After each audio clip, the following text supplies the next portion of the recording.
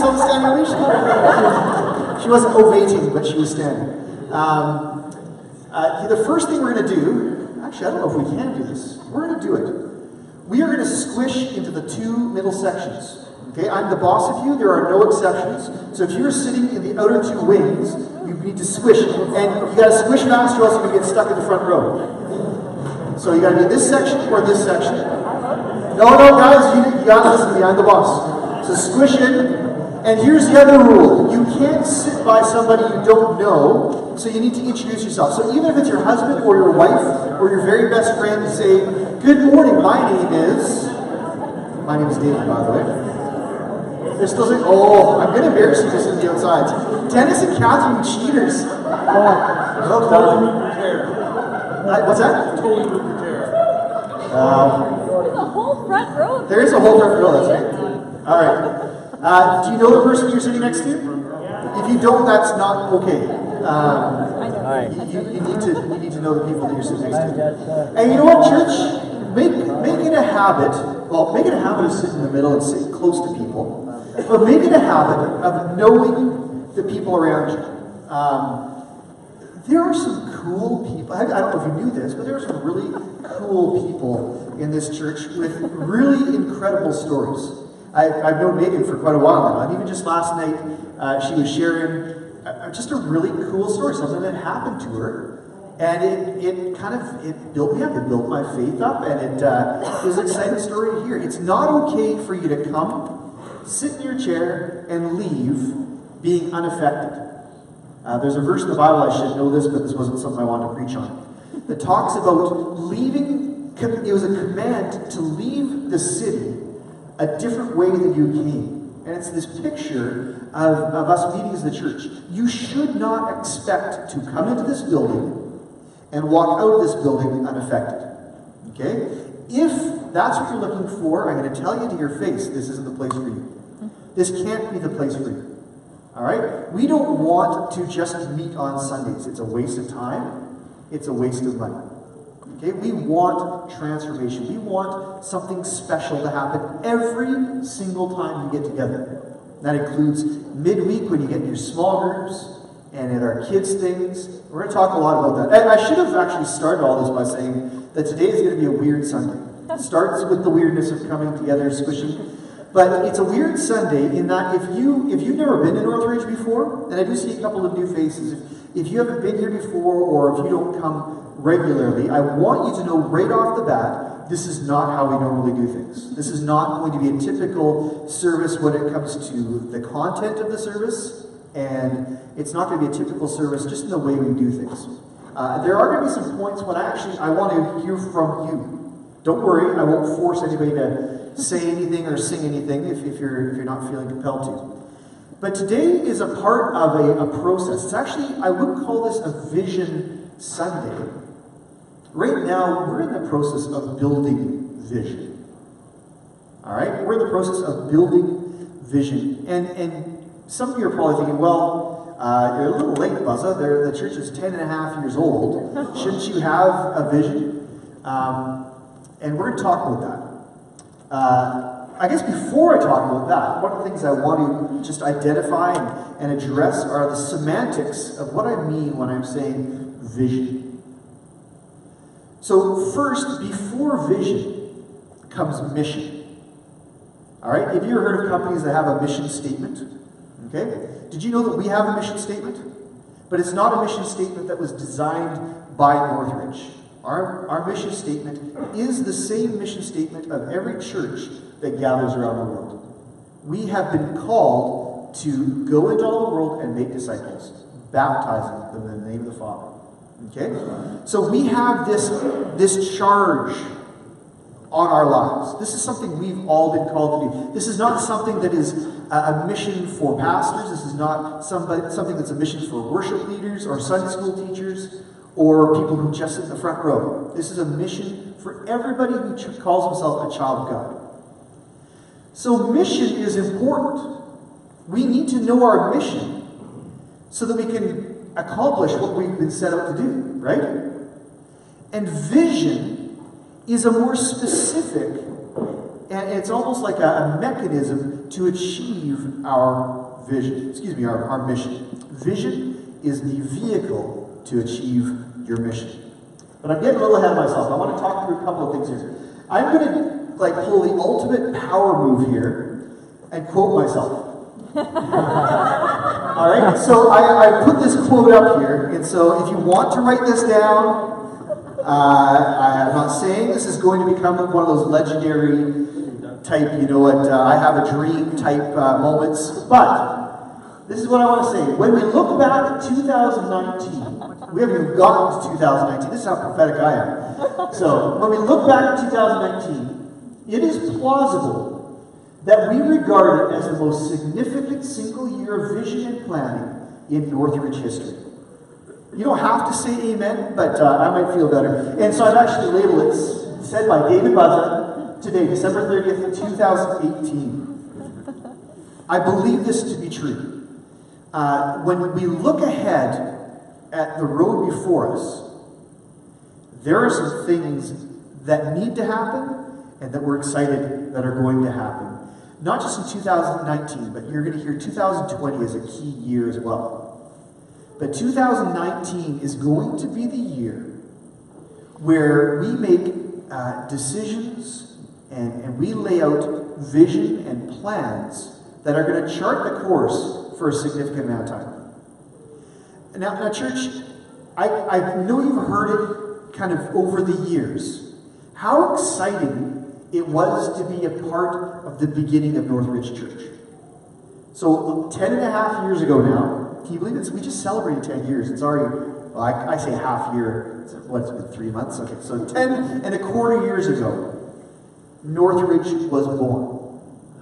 And there's a group of people that came from what was Northside, now Riverside, and we're involved in the planting process. And we have this shared story, this shared history that's very exciting.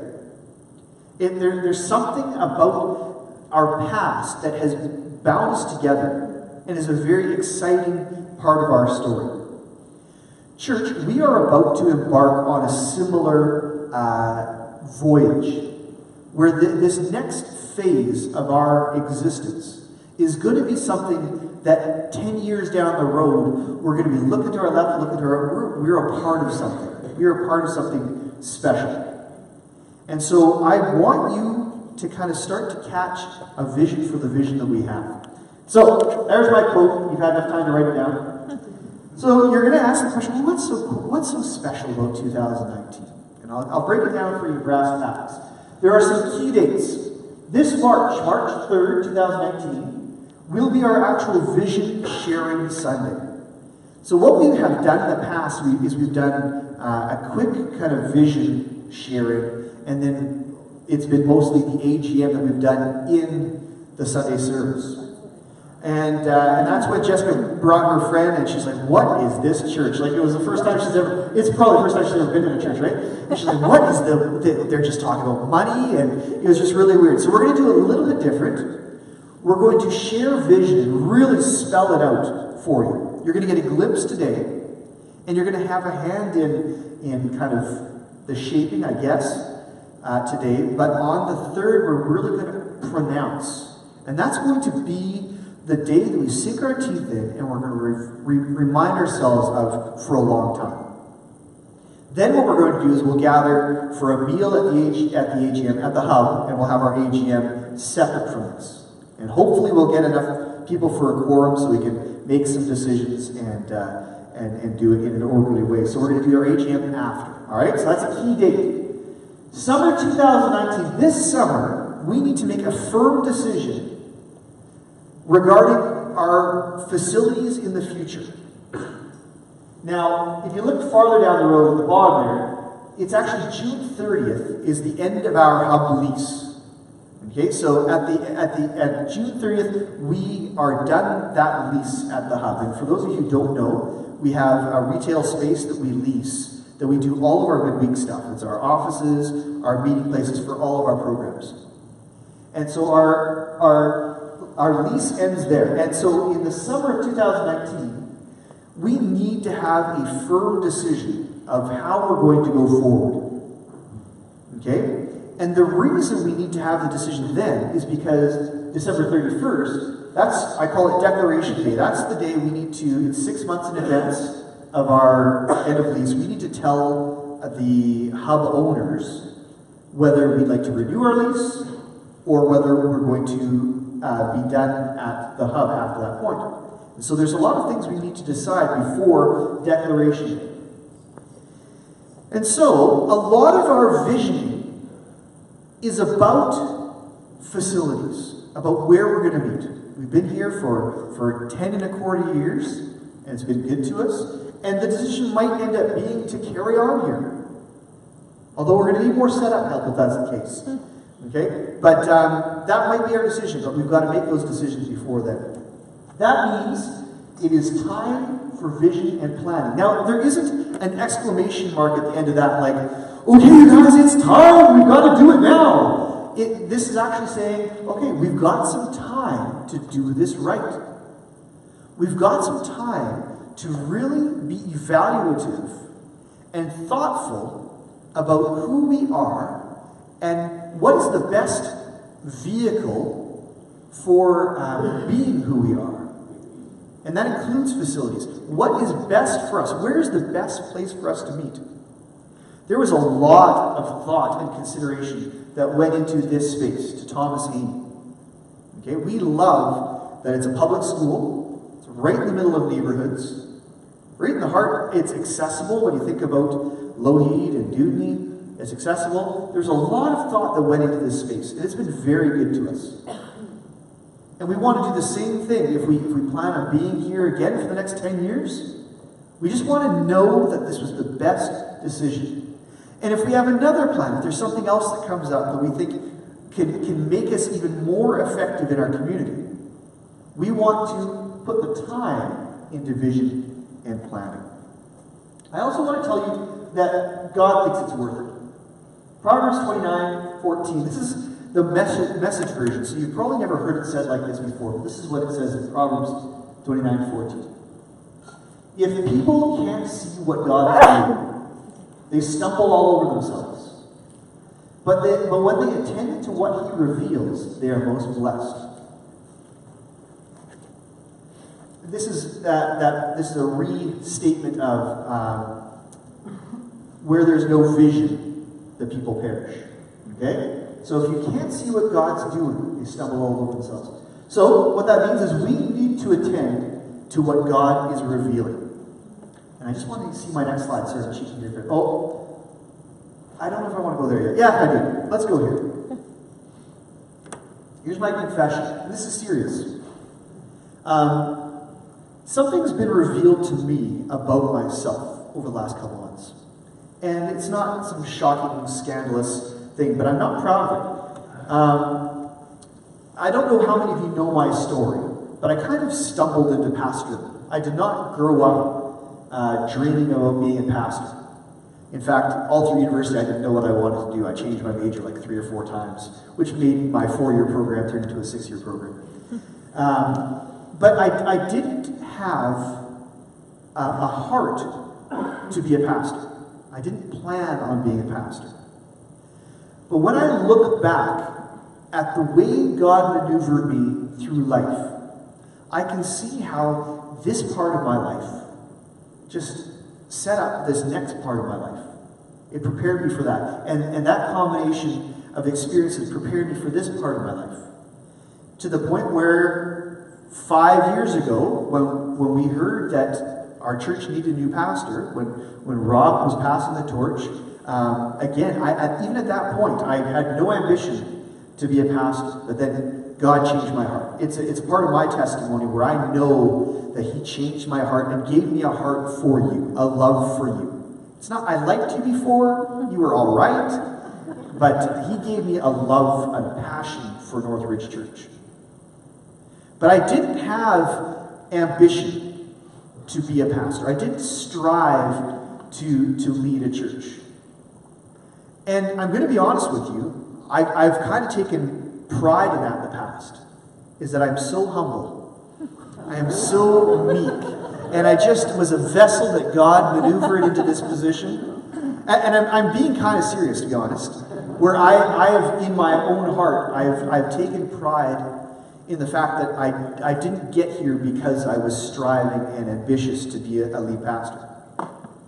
But here's the problem, is I've applied that quite broadly in my leadership of Northridge. When it came to our finances, I'm like, you know what? God's going to take care of that. I don't need to have ambition or striving, which I still hold to be true in a sense. But you know what? That's God's thing. When it came to church growth, I kind of, you know what? That's God's thing.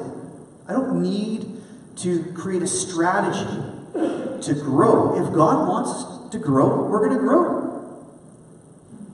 And I think the heart of my of those thoughts was okay. I think it was in alignment with what God wants for us when it comes to humility and things like that. However, in every other area, I'm seeking God. When it comes to preparing a message on Sunday, I'm seeking God. I'm actively pursuing, I'm looking for what He has for us that week.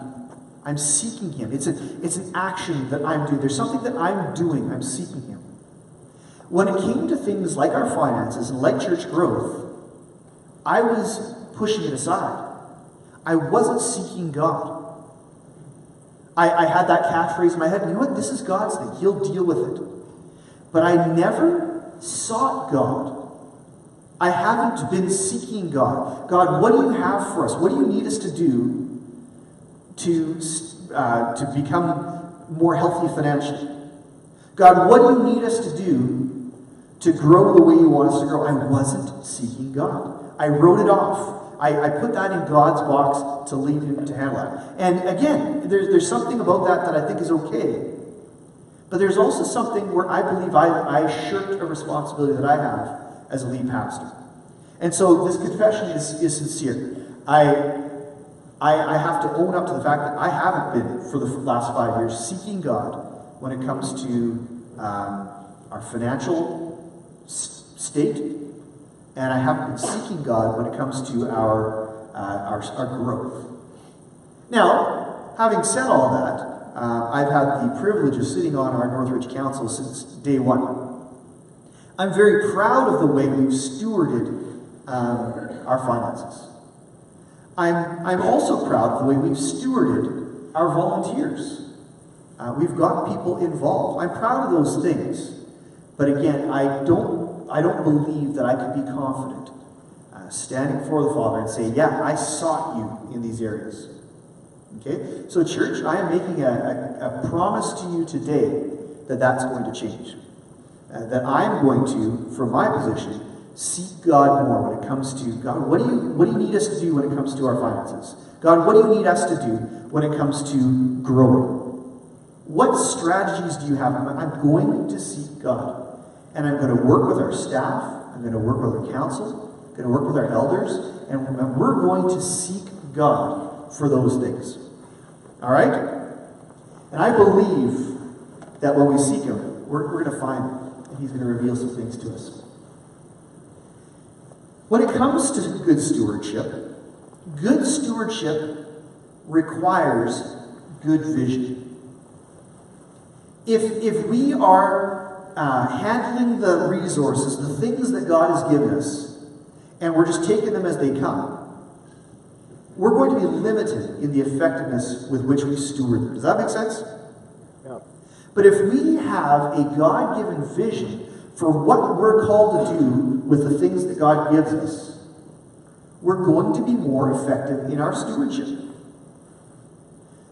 And so I'm going to share a little story about something. I've talked about this a lot with people who I'm quite close with. I talked about how affected I was by a workshop that we went to. Megan was there a couple months ago. And there was this talk by a guy named Andy Stanley about vision.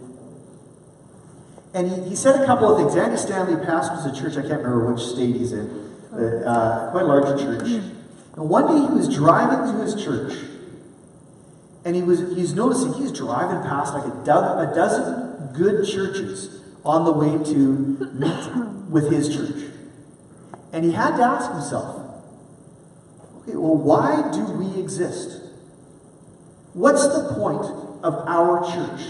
Why didn't we, instead of planting this church, why didn't we just join one of the churches that are already there? Are you guys asking yourself the same question? It's a legitimate question. Like, why? Why aren't we just meeting at CLA? I believe they've got Space Force. It's a good church. I'm not suggesting you go there. I like that you're here, but it's a good church. For me, I probably passed almost a dozen churches on the way here. Some really good churches. Well, maybe not a dozen churches. That might be a bit much, right? How many? 5? 6? 4, my wife says. Okay. I tend to exaggerate. But why Northridge? Now, it's too late to ask the question, why should we plant a church called Northridge in this space, as opposed to meeting at another church? But it's not too late for us to start to ask God the question, what do you have for us? And Andy Stanley goes on to say that vision should be the solution to a problem. So I guess the first step is to identify, and this is what I'm going to ask you. What do you think is the problem that needs a solution? And we can say here in Maple Ridge, or we can say in this area, in this kind of parish area. Is there anybody who believes that they kind of have an idea of a problem that we can be the solution to? I know it's kind of a cumbersome question, but does anybody see anything that isn't perfect around this area? And I'm not talking about changing traffic, because that's probably not our call. Adam, what do you think is a problem that we can... Well, I think we've already, in the culture that this church has established, is the relaxed feeling of church. It's the relaxed feeling of church that you've been able to establish in the culture here, is that you can come wearing jeans, you can come wearing a suit. It's that, and you've always been preaching it, is that it's not, and we do lose that reverence part, some of it, but I think that reaching up to what God's mission is that He wants us to make disciples in the world. Well, the first thing is we've got to get in the door. And what's the biggest barrier that a lot of people sometimes have is this future, or that premonition of, well, I've got to be my Sunday best, and I've got to act a certain way. And one of the things that I loved when we first came here was, and I can remember, we still have this picture, is Steve, oh my goodness, Steve, I'm sorry. Cater was holding one of the kids and doing ushering in his jeans, and that was very simplistic, not throwing it out to the bus. I think you're doing the same thing this morning, weren't you? Good. Can I put a word to that and say accessible? That we're a church that's okay. And I think that is unique to our church. A part of it is the building too, right? This isn't a pristine church building with the stained glass windows. Because to be quite frank, I'll give you a quick story. I put out an ad for our Christmas Eve service. I love stained glass windows. I love good art. And there was this beautiful picture of a nativity scene. And I used that in the advertisement to come to our Christmas Eve service. And somebody came to me and told me how much they were put off by that churchiness. Like that Northridge, this is what they're kind of trying to get away from, is that churchiness. And I love it. I don't have any negative connotations with those beautiful church buildings and those windows, and so it didn't bother me. But you're right, there's an accessibility to coming and meeting in a public school. We are blessed to be here. That's true. And you're right, there is a tone of accessibility. It's interesting, you would know this, in the world of recovery, there's something very attractive about low barrier housing and things like that, but there's a balance to be had, right? We don't want to be so accessible that, I was going to say that people are coming naked, but we don't, that's just weird. It's a low barrier, but it's not a no barrier, let's put it that way. So we're accessible. I should have stopped while I was ahead. Anything else? What do you think? So that is a problem problem that we're solving is that you feel like there aren't a lot of churches that are as accessible as Northridge. That's a good observation. All right, Tyler. I think one way to put it is tightening the gap between like the upper and lower class to a point where you're just one class under God. Oh, interesting. I don't know if you could hear, well, you have the microphone, so everybody can hear you. So there's that, can I say unity? Yeah. There aren't divisions of wealthy and poor. We're one people. And I believe that's a message that is fairly consistent from the pulpit too. That it's not about the car we drive or the house we live in. It's about the God that we serve. That's good, good. I hadn't thought of either of those. Those are good. Anything else that you think is a problem that we're here to solve, Northridge? All right. Well, let me elaborate on that and offer some more thoughts. Both of those things are I think the thing that connects the two is there are things once you're here at Northridge, those are some things you're going to experience. Hopefully, those are some positives that you'll experience. So now I've got a different question for you. And I don't know if this came from Andy Stanley, but it's one that's come from discussions or other books that I've read. And let me ask you this question. If Northridge stopped meeting altogether, we just stopped putting up the signs on Sundays, we stopped unlocking the doors, if we stopped meeting altogether, who would notice? Who would be affected? Adam, you would notice, or you have an answer for that? You'd be affected, that's right. Okay, so let me ask the question a little differently. Other than the people who regularly gather as the church here at Northridge, who would notice and who would be most affected by our absence? And that's a question. Do you have an answer, Chris? Yeah. Maybe for the struggling person that's out there, that's, I've heard about this place, all of a sudden they try the door, they can't get in.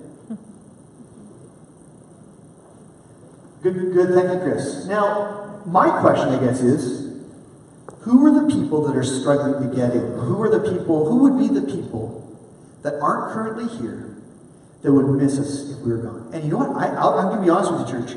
I felt very convicted by that. Now, we did a couple of things early days as a church. We were very intentional. We had two big things where we really reached out. We did the carnival. And I know some of you are kind of getting that sick feeling in your stomach. It's like, oh no, is he going to make us do the carnival again? And I want to use these. These are, I think, really good examples. The carnival, and we did Breakfast with Santa. And we had literally thousands of people who weren't normally a part of our church coming in and seeing how accessible we were. And seeing how united we were. And the original vision for doing those things, especially the carnival, was, hey, community, here we are. We love you. We're not asking anything. We gave free food. We gave free everything. And the way it ended up is people kind of got burnt out. I think we had 25 volunteers and over 1,000 people came on the last year we did carnival. And it kind of broke us. And financially it kind of broke us too. But the heart of it was good. Where there were people, when on the first year that we didn't do the carnival, there were people like, hey, you guys aren't doing carnival this year. What's going on? They missed us. There was something that was missed about that. Same thing with Breakfast with Santa. We know that when we stopped doing that, there were people like, oh, it's kind of too bad that you're not doing that anymore. Now, again, for both of those, they were quite expensive, and so there were some reasons we had to step away from them. And we didn't have the volunteers to cover them the way we needed to cover them. It was really kind of putting a strain on our people. So there were reasons we stopped doing them, but that component of connection outside of this group is something I don't know that we've had since then.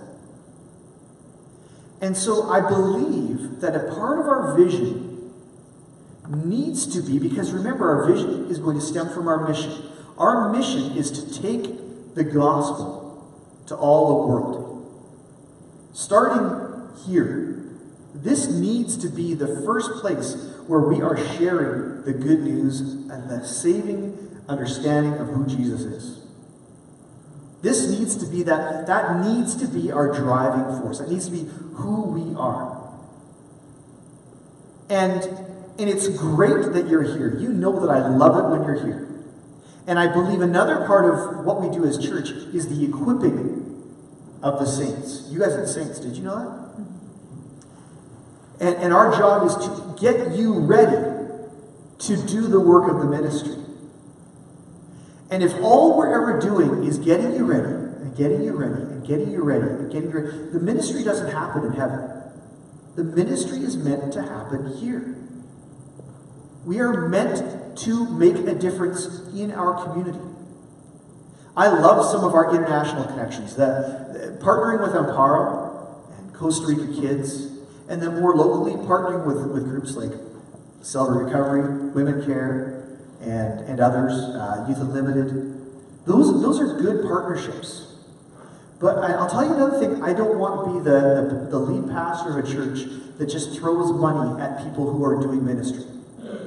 I want to pastor a church of men and women and children who are so excited about Jesus and what he does in their life that they can't help but tell other people about it. And hook me up to a lie detector test. If you go to your neighbor's house and say, "Hey, do you know Jesus?" And they say, "Hey, no, I don't." And, "Hey, can you introduce me?" It usually goes, it's about that easy, right? And if they meet Jesus and then they find a different church to serve in and to grow in, that is fine. It's not about the glorification of Northridge. It's about the growth of his kingdom. About going out and gathering as many people as we can and bringing them into the kingdom. Whether it be at Northridge, or at CLA, or at Maple Ridge Baptist, or wherever. Does that make sense? Mm-hmm. So a part of our vision needs to be a compulsion for evangelism. Now, I'm not necessarily suggesting going door to door, because I know how we moved to missions so nobody would ever come to our door. And so I know what it feels like to have somebody come to your door. I'm not a fan. But at the same time, we've got to get beyond, if I just live in a way that is honoring to God, people are going to notice. They're going to ask questions, and they're going to become Christians, I'm sure of it. If that's your strategy for reaching the lost, it's terrible. Okay? We need to get activated. We need to become the church that if we stop meeting, there would be a Northridge-sized hole in the city of Maple Ridge. We need to be a church that our city would miss. And when I say our city, I mean like our city officials, where our mayor would be like, "Oh, that's too bad that Northridge isn't still meeting," because they blessed our city this way. They blessed that community this way. They made a difference this way. And it should be a concrete and tangible list of things that we do to make our city better, where we are truly a light that shines in Maple Ridge. One of the things I think that kills vision is not knowing what our vision is. And so that's why we're going to really hammer out between now and March 3rd. And the process has already started, but by March 3rd, we're going to roll something out. And I welcome your input. If you want to sit down and have coffee and talk about the things that you're seeing and that you're hearing from God, I would love to hear that from you. But on March 3rd, we want to roll something out that you can sink your teeth in. Because as I started with, what we don't want is for you to come on a Sunday, show up, and leave unaffected. Because you know what happens when that happens? Is you can wake up on a Sunday morning and it's like, well, if I go to church, that's good. But if I don't go to church, really, what's the difference going to be? Who's going to miss me? And you know what? When I look in our congregation, we have a very high percentage of serving people. That's where a lot of our health comes from. is that people don't miss an opportunity to serve. People are finding their place to contribute, to be a part of things. Because when you're serving, if you don't show up, you're leaving a hole. Even if it's a small little thing. Today, you know what we missed? A dolly. Because it was my fault. I left it out on Christmas Eve and it got legs. But the dolly that takes the signs, well, the people with the dolly take the signs out, put them out, is now gone. We have a dolly-sized hole in our church. Guess what? You are more important than dollies. Okay? And when you're not here, you should be missed. Because you're doing something. And even if you're not, quote unquote, scheduled to serve in Sunday school or do the sound or the coffee or usher or whatever, even if you're not there, you should come on mission to be looking for that person you've never met before and let them know that this is the place for them, that they are welcome here, that this place is accessible, and that they matter, whether they're rich or they're poor, whether they're tall or short, or fat or skinny or whatever, they belong. This is a place that they can call home. And so even when you're not, quote unquote, on schedule, you are on mission here on Sundays. And the last thing is we don't want to be a church that is on mission on Sundays and napping from Sunday afternoon through till Sunday morning again. So it's a lot of things to chew on. I'm going to invite the worship team to come on up again. A lot of things to chew on. And really, I would like for you to be mulling this over. I would like for you to be considering some of the things. And I would love for you to speak out if you've got thoughts. Because guess what? You are the church. And this shaping and pointing in a direction is where you're going to be a part of us moving forward. Does that make sense? Okay. I know that this wasn't, and I wanted to leave with this, sorry. We talked about that. I want this to kind of be our thing that we walk out with. And Megan, I'm not going to come up at the end and give a benediction, so you can pray for us at the very end. I know this wasn't a sermon, and if I did this every week, you should be disappointed. We don't want every week to be a family gathering and a family meeting. Because we've got the Word to sink our teeth into. And I'm excited about what God has for us in this next bit.